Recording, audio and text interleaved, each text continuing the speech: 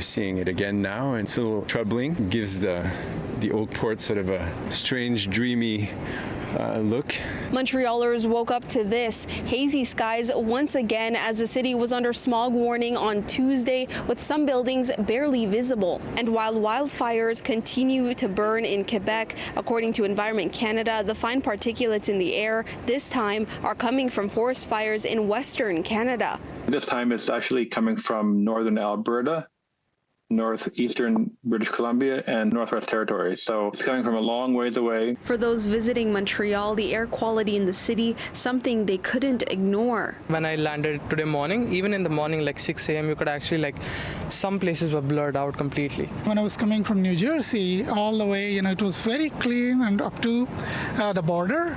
And then I started noticing it. And I think that, I had my air from outside coming in, and I felt like, something in the throat. And for Montrealers, it's something they're getting used to. We're not seeing things as clearly, buildings, the bridge, the river, even across the St. Lawrence. We're not seeing the mountains and as clearly as we used to see them. Everything is a bit hazy. Montreal's air quality fluctuated throughout the day. Tuesday at 10 a.m., the city sat at number 17 in the world for worst air quality according to IQ Air. By 11:40 a.m., it occupied the 9th spot, and at 3:30, Montreal sat at 6th. The people that are most vulnerable are, as always, the very young, the very old, and the people who have cardiovascular illnesses. There are currently close to 400 active fires in British Columbia, and the province set a new record for total area burnt in a year. Monday, BC's Coroner's Service issued a public safety bulletin warning following the death of a 9-year-old boy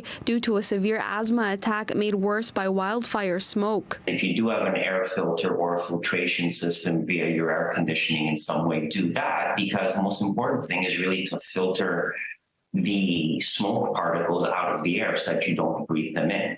According to Forest Fire Protection Agency in northern Quebec, there are currently 79 fires burning, 11 of which are still considered out of control. If you are going to be outside for an extended period of time because you have to work outside, then really the most important thing is to wear a mask, because the mask is going to prevent you from breathing in those air particles. Environment Canada says the smog is expected to clear by midday Wednesday.